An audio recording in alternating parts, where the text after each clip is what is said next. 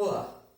Nessa videoaula vamos responder questões sobre transformações gasosas, no caso transformações isotérmicas, isobáricas e isocólicas. Então, vamos lá.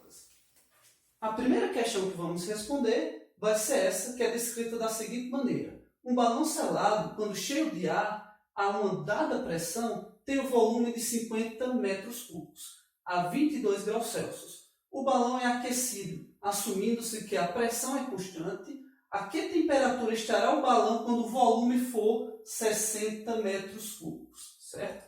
Então, o primeiro passo é interpretar essa questão. Então, a gente tem um balão.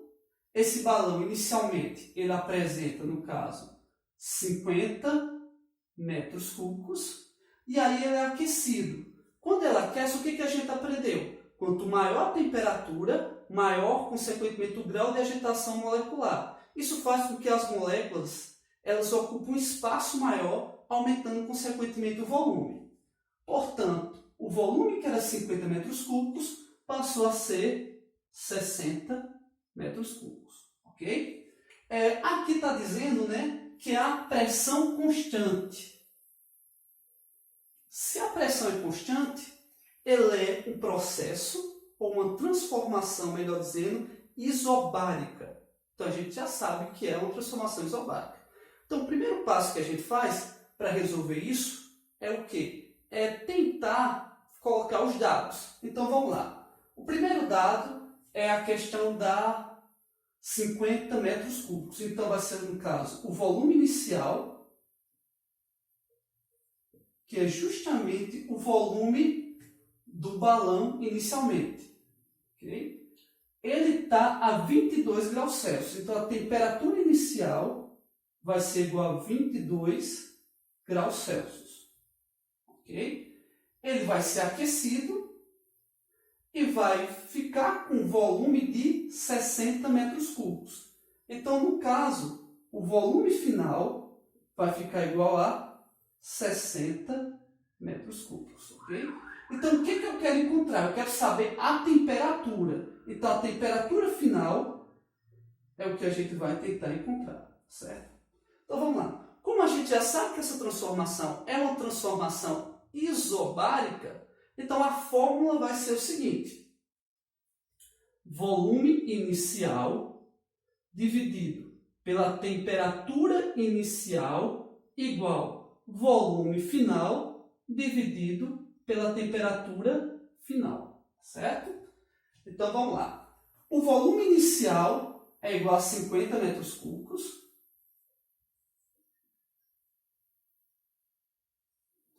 A temperatura inicial, olha pessoal, a temperatura inicial está em graus Celsius. Como eu expliquei no vídeo anterior, quando é graus Celsius, a gente tem que converter para Kelvin. Porque nessas transformações a gente sempre usa temperatura em Kelvin, tá certo? Então, para a gente converter temperatura em graus Celsius em Kelvin, somamos com 273, que vai dar igual a 295 Kelvin. Ok, pessoal? Pronto. Então, a temperatura inicial vai ser igual a 295 Kelvin. Volume final vai ser 60 metros cúbicos. E temperatura final que a gente vai descobrir. Então, o que a gente faz aqui? Meio sobre os extremos, tá certo? 50 metros cúbicos vai multiplicar a temperatura final. Então, 50 metros cúbicos vezes a temperatura final igual 60 metros cúbicos vai multiplicar 295 Kelvin. Bem, observando aqui, podemos ver que metros cúbicos, ele tanto se repete do lado esquerdo como do direito, sinal de igualdade. Quando as unidades se repetem, tanto do lado esquerdo e direito, sinal de igualdade, cortamos.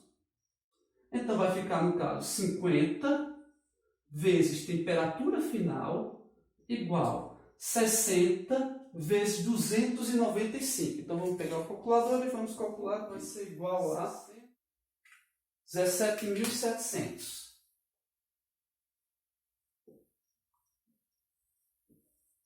Ok? Qual a unidade remanescente? Kelvin.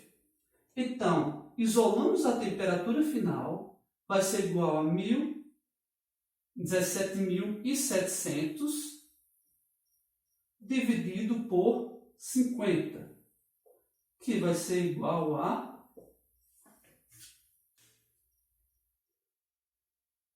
354 Kelvin. Portanto, quando o balão aumentou de 50 metros cúbicos para 60 metros cúbicos, a sua temperatura ela aumentou de 295 Kelvin para 354 Kelvin. Ok, pessoal? Próxima questão. Essa questão foi tirada na PUC do Rio de Janeiro. Um pneu de bicicleta é calibrado a uma pressão de 4 atm em um dia frio, a temperatura de 7 graus Celsius. Supondo que o volume e a quantidade de gás injetadas são os mesmos, qual será a pressão da calibração nos dias em que a temperatura atinge 37 graus Celsius? Então vamos lá. Eu tentei aqui desenhar, no caso, um pneu de bicicleta, mas parece aquele pneu de carroça antiga. Mas tudo bem, dá para entender. Vamos tentar interpretar a questão. Esse pneu de bicicleta, ele apresentava pressão de 4 atm. Quando ele foi calibrado com essa pressão, ele estava com temperatura de 7 graus Celsius. O que aconteceu? A temperatura aumentou e a pressão, nesse caso, vai aumentar ou vai diminuir? O que a gente sabe é o seguinte, se por acaso o volume não aumentar, que a gente está vendo que o volume não aumentou, e também não, a quantidade de matéria não aumentar, se aumentar a temperatura, que é o grau de agitação das moléculas, as moléculas vão agitar com forma mais vigorosa, com mais intensidade. E aí a força que essas moléculas gasosas vão bater na parede interna do pneu vai aumentar e, consequentemente, vai aumentar a pressão. Portanto, eu posso afirmar que, se eu estou aumentando a temperatura, eu estou aumentando, no caso, a pressão interna. Então, a pressão interna do pneu ela vai aumentar.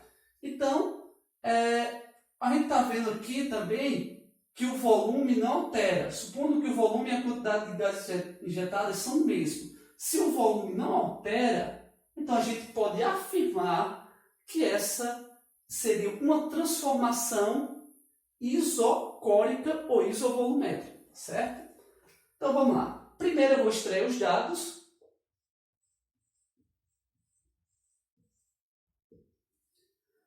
O primeiro dado ele está dizendo a pressão. A pressão inicial vai ser igual a 4 atm. Ok? Aí, em um dia frio, a temperatura de 7 graus Celsius. Portanto, a temperatura inicial vai ser igual a 7 graus Celsius. Ok? O próximo. Aí, no caso, está dizendo a temperatura atinge 37 graus Celsius. Portanto, a temperatura final vai ser igual a 37 graus Celsius. O que eu estou procurando? Estou procurando qual será a pressão. Então, no caso, a pressão final é o que vamos descobrir. Ok? Então, para isso, a gente vai utilizar a fórmula da transformação isocórica ou isovolumétrica. No caso, pressão inicial vai dividido pela temperatura inicial igual pressão final dividido pela temperatura final. Certo? Agora é só substituir os valores e fazer a conta. Pressão inicial é igual ao quê? 4 atm. Dividido pela temperatura inicial. Note que a temperatura inicial está em graus Celsius. Então precisamos converter ele para Kelvin. Como é que a gente converte? Somando com 273. Portanto, 7 mais 273 vai dar igual a 280. 37 mais 273 vai dar igual a 310. Ok, pessoal? Então, vamos substituir. Temperatura inicial vai ser agora 280 Kelvin. Igual. Pressão final, a gente vai descobrir. Então, vou repetir aqui a pressão final. E temperatura final vai ser igual a 310 Kelvin. O que a gente faz? Pego sobre os extremos. 280 Kelvin vezes pressão final igual 4 atms vezes 310 Kelvin. A unidade Kelvin ela se repete tanto do lado esquerdo como do lado direito do sinal de igualdade. Então, o que a gente faz? Cortamos a unidade Kelvin. Vai ficar 280 vezes pressão final igual 4 atm vezes 310. Vai dar igual a 1.240 atm, que é a unidade remanescente. Isolamos a pressão final, 1.240 atm dividido por 280, que vai dar igual a 4,4 atm. Portanto, a pressão da bicicleta, que era inicialmente 4 atms a uma temperatura de 7 graus Celsius, ela ficou com 4,4 atms na temperatura de 37 graus Celsius.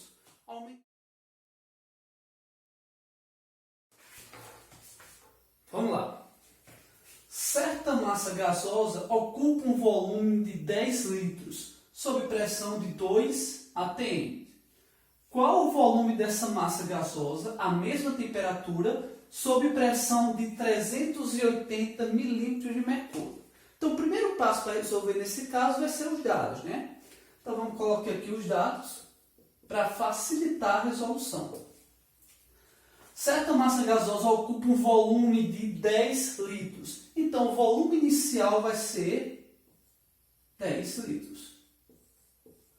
Sob uma pressão de 2 atm. Então, no caso, a pressão inicial vai ser igual a 2 atm.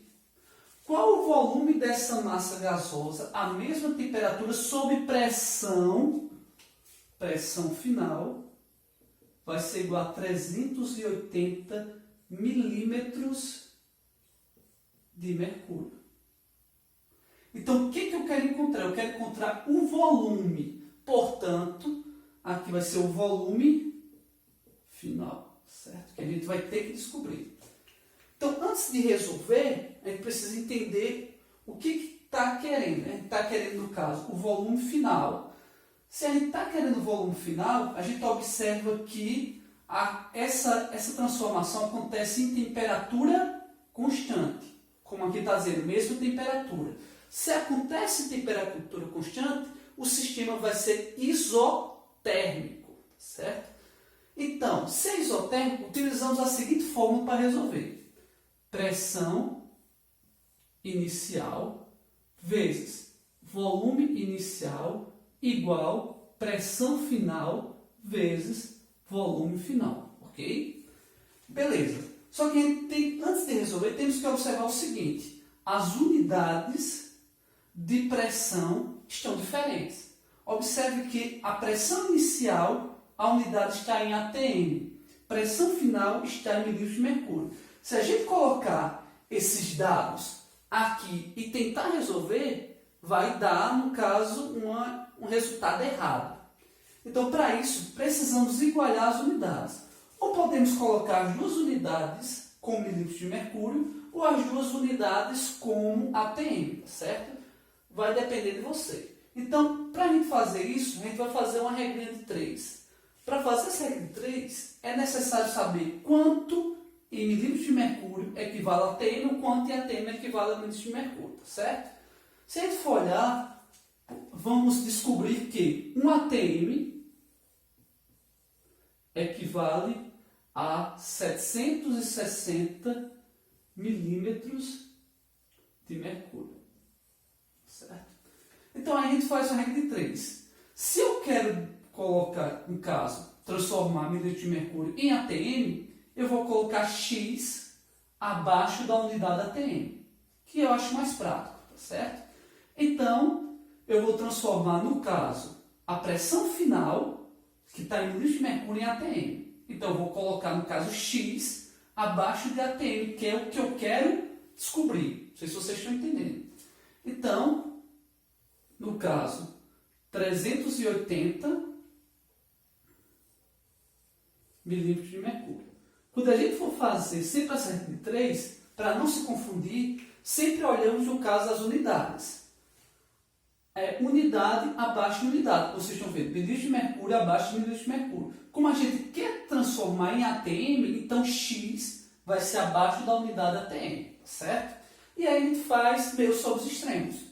Pegamos, no caso, 760 milímetros de mercúrio vezes X,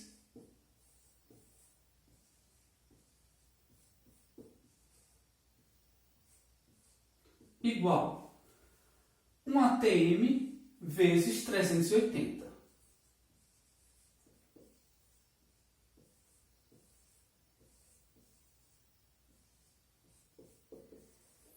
Ok? Observamos que milímetros de mercúrio tanto se repete do lado esquerdo e direito sinal de igualdade. Então, cortamos milímetros de mercúrio. Então, vai ficar, no caso, 760 vezes X igual 1 ATM vezes 380. Vai ser igual a 380 ATM, que é a unidade remanescente. Isolamos o X, 380 ATM dividido por 760, que está multiplicando o X, passa para o outro lado dividido. Isso aqui vai dar igual a 0,5 ATM. Portanto, 380 vai ser igual, no caso, pressão final, 380 milímetros de mercúrio vai ser igual a 0,5 ATM. Ok? Então, a gente vai cortar esse resultado aqui e vamos utilizar esse dado em ATM. Certo? Então, agora vamos tentar resolver essa questão. Utilizando essa seguinte fórmula, tá certo? Vou copiar aqui embaixo porque não tem espaço. Pressão inicial vezes volume inicial igual pressão final vezes volume final. Certo? Então, vamos lá. A pressão inicial é 2 ATMs. Volume inicial vai ser 10 litros. Pressão final vai ser 0,5 ATM. Volume final, a gente vai ter que descobrir. Então, vamos lá. ATM se repete do lado esquerdo como direito, sinal de igualdade, corta ATM. 2 vezes 10 vai ficar 20 litros, perdão. E 0,5 volume final. Invertemos, tá certo? Para ficar mais fácil. 0,5 vezes volume final igual a 20 litros. Isolamos o volume final, vai ficar 20 litros dividido por 0,5. Portanto, o volume final vai ser igual a 40 litros.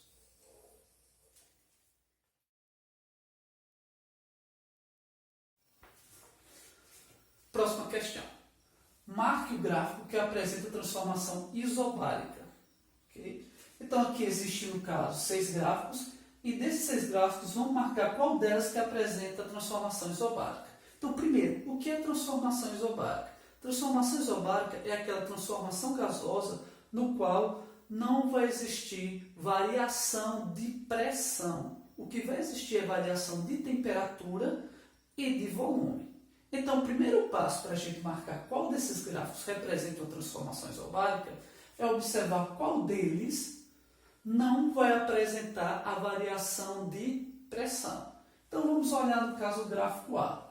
No gráfico A, já temos aqui no eixo Y a variação de pressão. Portanto, o gráfico A não é. O B, também a gente tem aqui a variação de pressão. O C, também temos a variação de pressão. Portanto, nem o gráfico A, nem o B e nem o C pode ser considerado um gráfico que representa uma transformação isobárica. No D, a gente está vendo que não existe a variação de pressão. No eixo Y, ele apresenta uma variação de volume em litros e no eixo X ele apresenta uma variação de temperatura em Kelvin. Então, o D, não, calma. Se você observar o gráfico, a gente pode ver o seguinte, que quanto maior a temperatura, menor é o volume. E não é isso que a gente aprendeu. Numa transformação isobárica, quanto maior a temperatura, maior tem de ser o volume. Por que acontece? Porque a temperatura mede o grau de agitação das partículas, as partículas vão se agitar de forma mais vigorosa, mais intensa, vai ocupar um maior espaço e, consequentemente, vai aumentar o volume. Então, portanto, o gráfico D não representa a transformação isobárica, certo? O E. Observando o E, podemos ver que não existe a variação da pressão. Só existe o volume e da temperatura. Então, será que é o E? Vamos lá. A gente observa que com o aumento da temperatura, existe também um aumento do volume. Portanto, ele está de acordo realmente com a transformação isobárica, que quanto maior o volume, maior a temperatura. Portanto, é o gráfico E que representa, ok?